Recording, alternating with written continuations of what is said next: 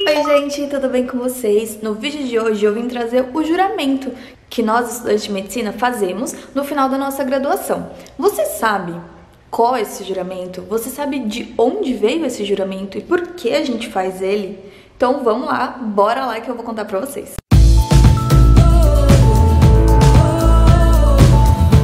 O juramento de Hipócrates é considerado patrimônio da humanidade. Ele já tem mais de 24 séculos de história, pois foi criado na Ilha do Mar Egeu em 486 a.C. Sua língua-mãe é o grego clássico, mas ele já foi traduzido para diversas línguas, como o português, que nós temos duas principais traduções, que é do professor Alexandre Corrêa e de Bernardes de Oliveira. Hipócrates é considerado o pai da medicina moderna. E esse juramento foi feito em sua homenagem porque, além de ter várias outras características, uma delas era que ele era um deus da medicina e da cura. O principal objetivo do juramento de Hipócrates é trazer a visão ética de como ser o profissional médico. A implantação do juramento de Hipócrates obrigatoriamente nas colações de grau dos estudantes de medicina começou numa universidade da Alemanha em 1508. Antes era feito porque queria, quem não queria, esporadicamente não era algo tão fatídico, tão concretizado. E nós vamos acompanhar uma dessas duas traduções que eu falei anteriormente para vocês. Mas antes disso, vamos guardar alguns pontos. Tem muito saudosismo dentro do juramento de Hipócrates. E é muito saudosismo a deuses gregos. Então eu vou explicar mais ou menos para vocês quem era quem. Nós tivemos Hipócrates, que era filho de Zeus, que era um deus grego que tinha muitas qualidades, muitas características, entre elas a da medicina, da cura, uma forma moderna de enxergar a medicina. Hipócrates teve um filho, que é Apolo. Ao passar do tempo foi considerado também um deus da medicina e da cura. Apolo foi casado com uma mulher. Essa mulher teve um filho de Apolo, que é Asclépio. A esposa de Apolo acabou traindo ele, e ele descobriu enquanto ela estava grávida de seu filho Asclépio e mandou matá-la. Só que eles conseguiram, mesmo com ela morta, retirar a criança viva. E aí veio o nome Asclépio. Outras civilizações chamavam Asclépio de Esculápio, porque assim, Asclépio tinha uma denominação desse fato dele ser retirado de dentro do ventre da mãe dele que estava morta e ele vivo. E Esculápio era retirado com bisturi, rasgo de bisturi, então era assim que outras civilizações o viam. Então ficou mais característico esse juramento escrito como Esculápio do que Asclépio. Asclépios e Esculápio era considerado também o deus da medicina e da cura. Tanto que ancestrais do ocidente, eles iam peregrinando até os templos dedicados a Asclépio. E o símbolo desses templos era um cajado com uma cobra envolvendo ele. Mas por que a questão da cobra? É porque esses templos eram locais onde se fazia rituais de cura. E quando tinha o paciente, ou o enfermo, né, ele ficava em alguma superfície e em volta no chão tinham várias cobras não venenosas. Então, Asclépio ele foi sempre considerado muito deus da cura e isso foi homenageado em templo e em rituais. Mas Asclépio teve duas filhas, Higeia e Panaceia.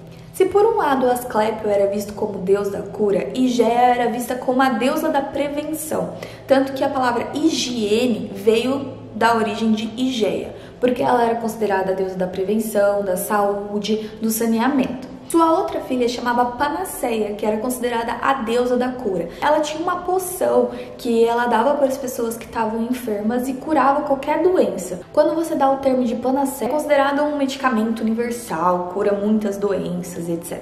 Então, Panaceia. Vou falar a verdade para vocês que a primeira vez que eu escutei isso foi lendo sobre isso. Mas ok. Agora você sabe quem foi Apolo, Esculápio, Higeia e Panaceia. Então vamos lá para o texto. Nós vamos ler, eu vou deixar os dois textos para vocês, mas nós vamos ler o texto de Bernardes de Oliveira. Juro por Apolo médico, por Esculápio, por Higeia, por Panaceia e por todos os deuses e deusas, tornando-os como testemunhas, obedecer, de acordo com meus conhecimentos e meu critério, este juramento. Considerar meu mestre nesta arte igual aos meus pais.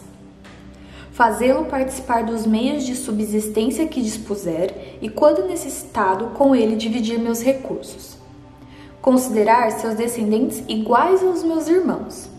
Ensinar-lhes esta arte, se desejarem aprender, sem honorários nem contratos. transmitir preceitos, instruções orais e todos os outros ensinamentos aos meus filhos, aos filhos do meu mestre e aos discípulos que se comprometerem e jurarem a obedecer à lei dos médicos. Porém, a mais ninguém.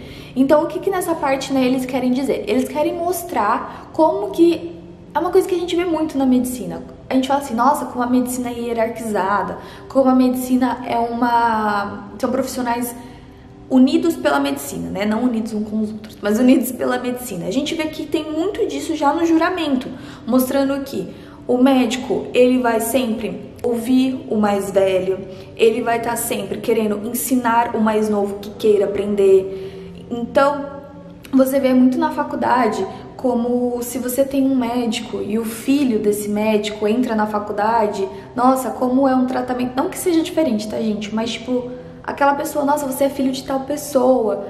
Você veja isso no juramento. O que a gente vê no nosso dia a dia, que todo mundo fala da profissão dos médicos, da união da classe médica, você já vê que está enraizado há mais de 24 séculos. Que dá pra ver bem nessa parte que a gente leu. Vamos continuar. Aplicar os tratamentos para ajudar os doentes conforme minha habilidade e minha capacidade, e jamais usá-los para causar dano ou malefício. Não dar veneno a ninguém, embora solicitado assim fazer, nem aconselhar tal procedimento. Da mesma maneira, não aplicar pressário em mulher para provocar aborto. Em pureza e sanidade, guardar minha vida e minha mente. Então, nessa parte, a gente vê muito como que é a ética enraizada de ajudar o próximo, ajudar aquele paciente, com o principal objetivo de trazer algo positivo para ele. Evitar ao máximo, por exemplo, hoje em dia, uma coisa que eu li, que eu vou deixar o link aqui para vocês, de onde eu tirei todas as informações. Nós temos os medicamentos. Esses medicamentos, eles possuem efeitos colaterais. Só que o médico, ele sempre senta com o paciente, os dois discutem a melhor maneira, ele usa do conhecimento técnico que ele tem e juntos eles chegam a um contexto. E aquele medicamento, chegando nesses preceitos, ele tem que ter um valor muito mais positivo do que os seus efeitos colaterais. Porque como a gente leu aqui, nós temos que, como profissional médico, sempre ver o bem do paciente. E outra coisa que aqui vem bem forte é a questão do aborto, que também é muito discutida. Onde eu tirei isso, tem uma discussão bem legal sobre isso, que o juramento de Hipócrates, ele deixa bem claro que nós temos que considerar a vida desde a concepção, e que ele mostra, ele coloca que que o médico não irá intervir para levar uma mulher a um aborto. É o que está falando aqui. Deixa aqui embaixo o que você acha sobre o assunto. Continuando. Não usar da faca nos doentes com cálculos, mas ceder o lugar aos nisso habilitados. Ou seja, eles deixam bem claro, porque antigamente tinha o médico e o cirurgião, era separado. Então deixava bem claro, tipo, é como se essa parte falasse, eu sou clínico, eu sei a doença tal, mas precisa de um procedimento cirúrgico, tem o cirurgião. Aqui eles deixam bem claro que um não interfere no que o outro está habilitado a fazer. Nas casas em que ingressar, apenas socorrer o doente, resguardando-me de fazer qualquer mal intencional, especialmente ato sexual, com mulher ou homem, escravo ou livre. Não relatar o que no exercício do meu mister ou fora dele, no convívio social, eu veja ou ouça e que não deva ser divulgado, mas considerar tais coisas como segredos sagrados, que até hoje é o nosso maior princípio, né? Que está acima de até muitos julgamentos na área jurídica mesmo. O médico não pode falar o que acontece dentro de seu consultório, porque é sigiloso e ele pode guardar aquilo com ele e garantir isso ao paciente. Então isso vem desde o juramento de Hipócrates há muitos e muitos tempos atrás. Então, se eu mantiver esse juramento e não quebrar, possa desfrutar honrarias na minha vida e na minha arte, entre todos os homens e por todo o tempo. Porém, se transigir e cair em perjúrio, aconteça-me o contrário. Então, assim, esse juramento, ele mostra puramente a ética com o doente, a ética com os colegas de trabalho, a ética pela vida e a ética de que leva aqui, se eu fizer tudo certo, eu serei recompensado na vida. Recompensado no sentido de que eu vou estar feliz com aquela minha profissão, eu vou estar dando o meu melhor, e se eu fizer o contrário, eu vou ter que pagar por isso. Porque o que é ético e o que é positivo para o próximo e o que é o respeito tem que estar acima de tudo. Sintetizando, o que você achou desse juramento? O que você acha que nos tempos de hoje não cabe mais? E o que você acha que você vê claramente até hoje que está nesse juramento? Deixa aqui nos comentários para mim e vamos discutir esse assunto. Mas o que acontece? O que acontece é que com o passar dos anos foram criadas outras formas de juramento. Foram criadas sintetizações desse mesmo juramento. Em 1948, por exemplo, foi criada a Declaração de Genebra pela Associação Médica Mundial e teve seu texto revisto agora, em 2017. E ele é um texto mais imperativo, um texto menos lúdico, vamos dizer assim, com uma linguagem mais moderna. Aí vamos ler também, de 2017, tá? Como membro da profissão médica, respeitarei a autonomia e a dignidade do meu doente. Guardarei o máximo respeito pela vida humana. Não permitirei que considerações sobre idade, doença ou deficiência, crença religiosa, origem étnica, sexo, nacionalidade, filiação política, raça, orientação sexual, estatuto social ou qualquer outro fator se interponham entre o meu dever e o meu doente. Respeitarei os segredos que me forem confiados, mesmo após a morte do doente. Exercerei a minha profissão com consciência e dignidade e de acordo com as boas práticas médicas. Fomentarei a honra e as nobres tradições da profissão médica. Guardarei respeito e gratidão aos meus mestres, colegas e alunos pelo que lhes é devido. Partilharei os meus conhecimentos médicos em benefício dos doentes e da melhoria nos cuidados de saúde. Cuidarei da minha saúde, bem-estar e capacidade para prestar cuidados da maior qualidade. Não usarei meus conhecimentos médicos para violar direitos humanos e liberdades civis, mesmo sob ameaça. Faço essas promessas solenemente, livremente e sob a palavra de honra. Então esse foi um texto revisado na 68ª Assembleia Geral da Associação Médica Mundial, realizada em Chicago, nos Estados Unidos, em outubro de 2017. Então a gente vê que o contexto é o mesmo do juramento e dessa Declaração de Genebra. O contexto é o mesmo, a ética envolvida é a mesma, só que numa linguagem muito mais moderna, numa linguagem mais impositiva, porque são em frases. Se trata de respeitar o próximo, independente do que ele tenha de características, uma coisa que a gente não via no juramento. Com esses dois exemplos que eu dei para vocês, o juramento em si e essa Declaração de Genebra, a gente pode ver que com o passar do tempo, com a modernização, com as revoluções científicas, o juramento de Hipócrates começou a ser um pouco questionado, não pelo seu conteúdo, mas a forma que foi escrita, por causa que o mundo muda, a modernização veio, etc. Então a gente vê que em muitos lugares do mundo as pessoas elas já sintetizaram esse juramento, ou elas criaram outra forma de juramento, ou elas usam mais de um juramento, ou elas usam o juramento em si. No Brasil também faculdades mudam a sua forma, mas uma coisa é que o juramento de Hipócrates ele não pode ser mudado no seu cerne, no seu contexto, no que ele quer transmitir. Ele pode ser simplificado, mas o contexto, a base tem que ser a mesma, porque ele é considerado um patrimônio histórico e ele não pode ser alterado. Então, escrever outra coisa do nada e falar que é o juramento não é aceito, porque é um patrimônio histórico como outro qualquer monumento que a gente tem.